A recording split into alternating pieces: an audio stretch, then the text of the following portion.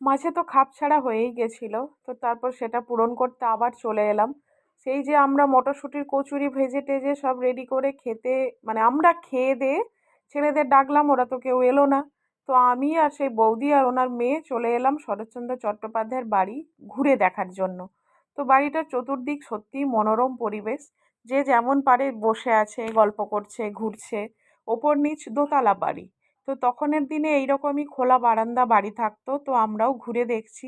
আর যেই দাদাটা এখানে দেখভালের দায়িত্বে রয়েছে উনি সবাইকে বলছে যে বিভিন্ন স্বাধীনতা সংগ্রামীরা সব আসতেন শরৎচন্দ্র চট্টোপাধ্যায়ের সঙ্গে গল্প করতে, পরামর্শ নিতে। তখনের আহ, তো নদীপথটাই ছিল মানে মেন যাওয়া আসার যেটা রাস্তা।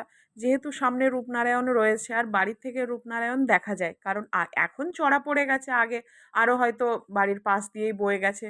আর ওই যে ঘড়িটা দেখা যাচ্ছে, পরে বলছি ঘড়িটার ব্যাপারে। আর এই যে সব ব্যবহৃত বিছানা যেমনটি গোছানো সেইভাবে টিপটপ একদম। তো দেখে মনে হয় মানে উনি যেগুলো ব্যবহার করতেন এটাই রয়েছে, কারণ কিছুটা ছেঁড়াছেঁড়ি আছে, সেভাবেই রেখেছে। এই যে স্মৃতি একটা। তারপরে এখানে ওনাদের যে বাড়ির আগের যে গোপাল ঠাকুর রয়েছে, ঠাকুর মশাই পুজো টুজো সেরে জল আর নকুলদানা দেওয়া রয়েছে, আমরাও ঘুরে দেখলাম। এটা হলো বাড়ির পেছন দিকটা, যেটা ধানের গোলা রয়েছে, রান্নাঘর ছিল, রান্নাঘরটা পড়ে গেছে মাটির তো। তো তারপরে আমরা দোতলায় উঠে এলাম। এই দোতলাতেও আর আগেকার দিনে একটা ঘরের ভেতর দিয়ে দুটো রুমে পৌঁছানো যেত, যেভাবে ঘরের এগুলো তৈরি। খুব সুন্দর পরিবেশ, এত ভালো লাগে মানে কি বলবো।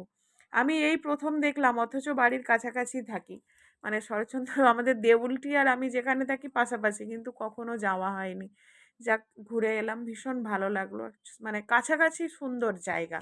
তো তারপর ওপর থেকে এসে আমি নিচে একটু বসে পড়লাম, বসে এই দাদার কাছে, ওই যে দাদা উনিই সব বলছেন, গল্প করছে আর ওই ঘড়ির ব্যাপারে কথা বলছে। যে একটা ঘড়ি যেটা রয়েছে 100 বছরের পুরনো ঘড়ি, ওটাকে একদিন দম দিলে 7 দিন যায়।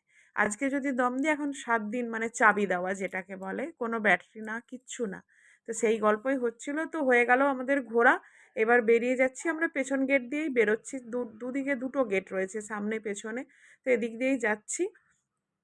তো হয়ে গেল। তো এখানে গেটের সামনে অনেক দোকানদানিও বসে, ঝালমুড়ি টুড়ি অনেক কিছু, ফুচকা। তো সেসব আমরা তো আর নয়, আমরা এখান থেকে ঘুরে যাওয়ার পরই আমাদের আহ, খাওয়া দাওয়া দেওয়া শুরু হয়ে গেছিলো। তো আমরা গিয়েও বসে খেয়ে দিয়ে তারপরে এই যে বিকেলের নাস্তা মানে পকোড়া আর কফি খেয়ে আমরাও বেরিয়ে পড়েছি। এই যে ছেলেরা তার বন্ধু, আর এই যে আমার ছোট ছেলে চিকেন পকোড়া খেতে খেতে বাড়ি যাচ্ছে। তাহলে চলুন, টাটা বাই বাই, সবাই ভালো থাকবেন আর সাবধানে থাকবেন।